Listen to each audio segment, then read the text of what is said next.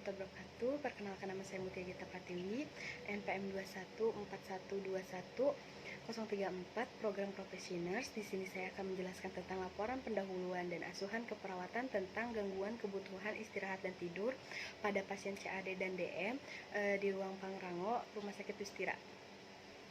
Langsung saja, konsep istirahat dan tidur. Definisi konsep istirahat dan tidur. Istirahat merupakan keadaan yang rileks tanpa adanya tekanan emosional, bukan hanya dalam keadaan tidak beraktivitas saja, akan tetapi istirahat juga membutuhkan ketenangan. Istirahat bermakna ketenangan, relaksasi tanpa stres emosional, dan bebas tanpa adanya ansietas atau kecemasan. Di sini juga tidur merupakan keadaan gangguan kesadaran yang dapat dikarakteristikkan dengan minimnya aktivitas. Jadi, tidur merupakan proses yang diperlukan manusia untuk pembentukan sel-sel tubuh yang baru dan perbaikan sel-sel tubuh yang rusak. Memberi waktu organ tubuh untuk istirahat dan menjaga keseimbangan metabolisme dan biokimiawi tubuh. Jadi, kebutuhan aktivitas atau pergerakan, istirahat dan tidur merupakan satu kesatuan yang saling berhubungan dan saling mempengaruhi. Tubuh membutuhkan aktivitas dan tidur untuk kegiatan fisiologis dan membutuhkan istirahat dan tidur untuk pemulihan. Di sini ada pola tidur normal berdasarkan usia. Usia 0-3 bulan, tingkat perkembangan neonatus, jumlah kebutuhan tidur 14-18 jam per hari, tahapan tidur 50%. Usia 1-8 bulan, tahap tingkat perkembangan anak, jumlah kebutuhan tidur 12-14 jam per hari, tahapan tidurnya 20-30%. Usia 3-6 tahun, prasekolah, jumlah kebutuhan tidurnya 11 per jam per hari, remnya 20%. Usia 6 tahun sampai 12 tahun sekolah, jumlah kebutuhan tidurnya 10 jam per hari, remnya 20%. Usia 12 tahun sampai 18 tahun remaja, waktu tidurnya 8,5 per jam per hari, tahapan tidurnya rem 20-25%. 18 tahun sampai 40 tahun dewasa muda 7-8 per jam, remnya 20-25%. 40 tahun sampai 60 tahun dewasa pertengahan 7 per jam per hari, remnya 20%, sedangkan 60 tahun ke atas usia tua 6 per jam per hari, remnya 20-25%. Yang ketiga ada etiologi. Etiologi adalah faktor resiko yang dapat menyebabkan gangguan tidur. Ada 2 faktor. Yang pertama ada faktor psikologis, yang kedua ada faktor lingkungan. Faktor psikologis meliputi stres, problem psikiatri, depresi, sakit fisik, dan sesak napas.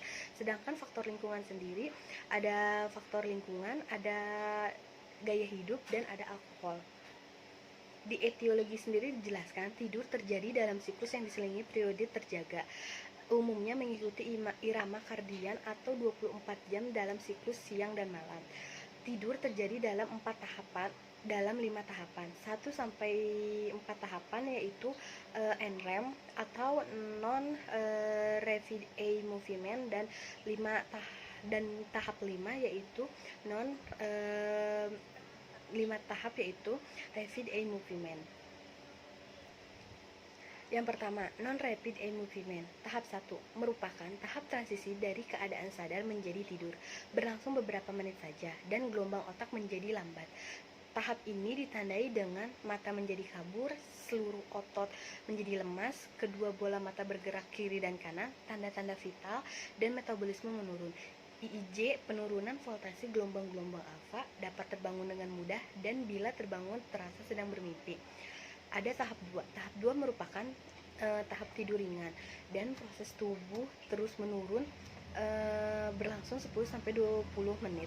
Maka semakin rileks, mudah terjaga, dan gelombang otak menjadi lebih lambat. Tahap 2 ini ditandai dengan kedua bola mata berhenti bergerak, suhu tubuh menurun, tonus otot perlahan berkurang, tanda-tanda vital turun, dan timbul gelombang beta frekuensi 15-18 siklus per detik yang disebut dengan gelombang tidur. Tahap 3. Tahap 3 merupakan awal tahap tidur nyenyak. Tahap ini berlangsung 5-30 detik per menit. Tahap 3 ini ditandai dengan relaksasi otot menyeluruh, tanda-tanda vital menurun tetapi tetap teratur. IJ perubahan gelombang beta menjadi 1-4 sampai 2 siklus per detik, sulit dibangunkan dan digerakkan. Ada tahap 4. Tahap tidur nyenyak, berlangsung sekitar 15 sampai 30 per menit. Tahap ini ditandai dengan jarang bergerak, sangat sulit dibangunkan, tanda-tanda vital secara signifikan lebih rendah daripada jam bangun pagi, tonus otot menurun, denyut jantung, pernafasan menurun sekitar 20-30%, IJ hanya terlihat gelombang delta yang lambat dengan frekuensi 1-2 siklus per detik, gerak bola mata meningkat. Yang kedua ada rapid eye movement.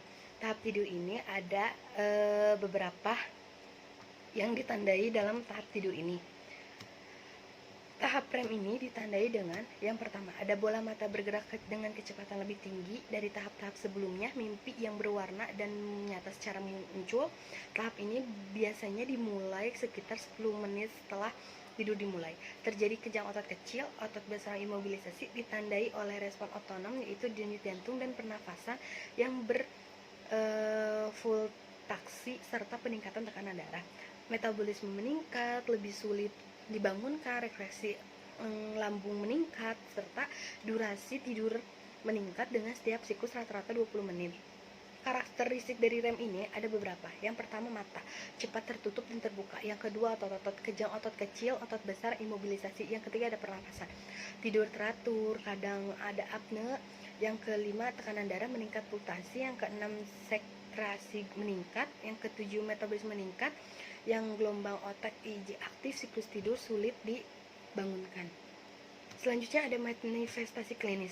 Beberapa gangguan tidur yang perlu diperhatikan. Yang pertama, ada perubahan kepribadian dan perilaku seperti depresi, menarik diri, rasa capek meningkat, halusinasi pandangan dan pendengaran, bingung dan diorientasi terhadap ruang dan waktu, gangguan persepsi, koordinasi menurun, bicara tak jelas, perasaan lelah, kesal, emosi, adanya kehitaman di sekitar mata, perhatian tidak fokus, sakit kepala, mata sayu, konjungtiva merah, dan adanya kelopak mata bengkak.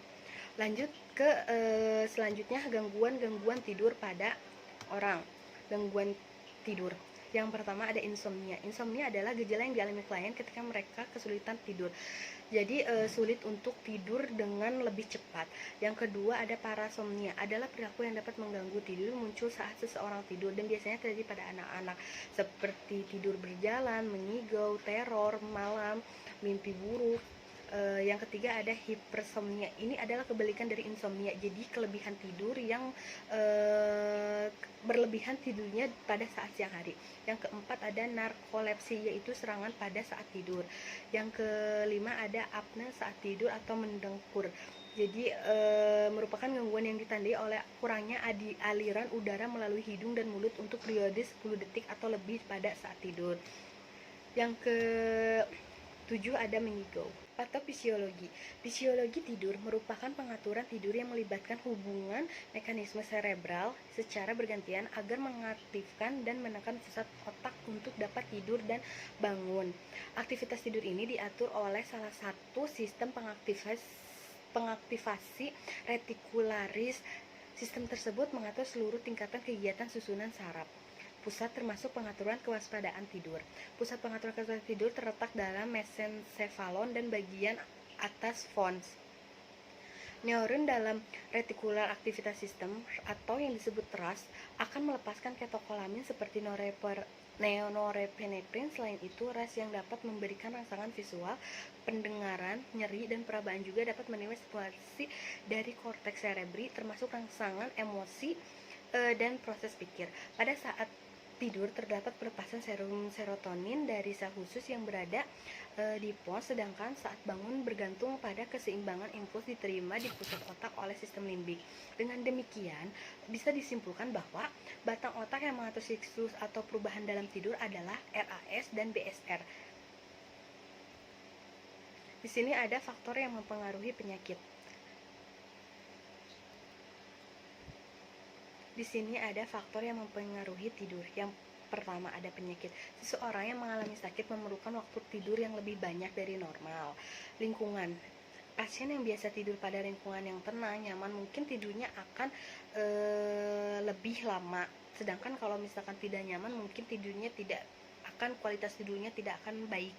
Motivasi dapat mempengaruhi tidur dan menimbulkan keinginan untuk tetap dan waspada menahan kantuk. Kelelahan, kecemasan, alkohol, obat-obatan.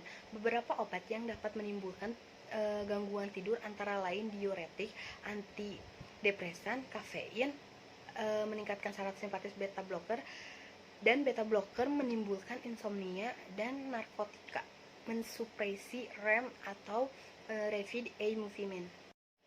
Selanjutnya ada pemeriksaan diagnostik. Tidak dapat diukur secara objektif dengan menggunakan alat disebut polismonografi, atau alat ini dapat merekam elektrosefalogram (EEG), elektromiogram (EMG), dan elektrookulogram (EOG). Dengan alat ini kita dapat mengkaji aktivitas klien selama tidur. Aktivitas klien lakukan tanpa sadar bisa jadi merupakan penyebab seringnya terjadi di malam hari. The Multiple Sleep Latency Test atau IMSLT memberikan informasi yang objektif tentang kantuk dan aspek-aspek tertentu dari struktur tidur dan mengukur gerakan mata menggunakan EOG, perubahan tonus menggunakan EMG, dan aktivitas tidur atau menggunakan EEG. Klien dapat memakai aktigraf pada pergelangan tangan untuk mengukur pola tidur selama jangka waktu tertentu. Data aktigraf memberikan informasi waktu tidur, efisiensi tidur, jumlah waktu jaga, serta meningkatkan aktivitas otot. Lanjut ke penanganan. Penanganan ada dua. Yang pertama ada terapi non-farmakologi, yang kedua ada terapi farmakologi. Terapi non-farmakologi yang pertama ada terapi relaksasi. Terapi ini ditunjukkan untuk mengurangi ketegangan atau stres yang dapat mengganggu tidur. Yang kedua ada terapi tidur yang bersih. Terapi ini untuk menciptakan suasana tidur bersih dan nyaman. Yang ketiga ada terapi pengaturan tidur. Terapi ini ditunjukkan untuk mengatur waktu tidur penderita mengikuti irama sirkadian tidur normal. Yang keempat ada terapi psikologi. Yang kelima ada CBT, Cognitive Behavioral Therapy. CBT digunakan untuk memperbaiki distori kognitif si penderita dalam memandang dirinya, lingkungannya, masa depannya, untuk meningkatkan masa percaya dirinya sehingga si penderita merasa berdaya atau merasa bahwa dia masih berharga. Yang keenam ada Sleep Retention Therapy. Digunakan untuk memperbaiki efisiensi tidur si penderita gangguan tidur. Stimulasi kontrol terapi, Cognitive Therapy. Yang kesembilan ada imagery training, yaitu berguna untuk mengganti pikiran si penderita yang tidak menyenangkan menjadi pikiran yang menyenangkan. Yang ke-10 yang terakhir ada mengubah gaya hidup. Bisa dilakukan dengan berolahraga secara teratur, menghindari rokok, alkohol, dan mengontrol berat badan dan meluangkan waktu untuk berkreasi. Selanjutnya ada terapi farmakologi. Menurut Rimelda 2008, mengingat adanya efek samping yang ditimbulkan oleh obat seperti ketergantungan, maka terapi ini dibolehkan untuk dokter dalam kompeten dalam bidangnya. Obat-obatannya termasuk golongan obat hipnotik, golongan obat antidepresan, terapi hormon melatonin dan agnosi melatonin, golongan obat antismin. Untuk tindakan medisnya sendiri pada pasien gangguan tidur yaitu dengan cara pemberian obat golongan hipnotik sedatif, misalnya benzodiazepam, lorazepam, triazolam, dan chlordiazepam.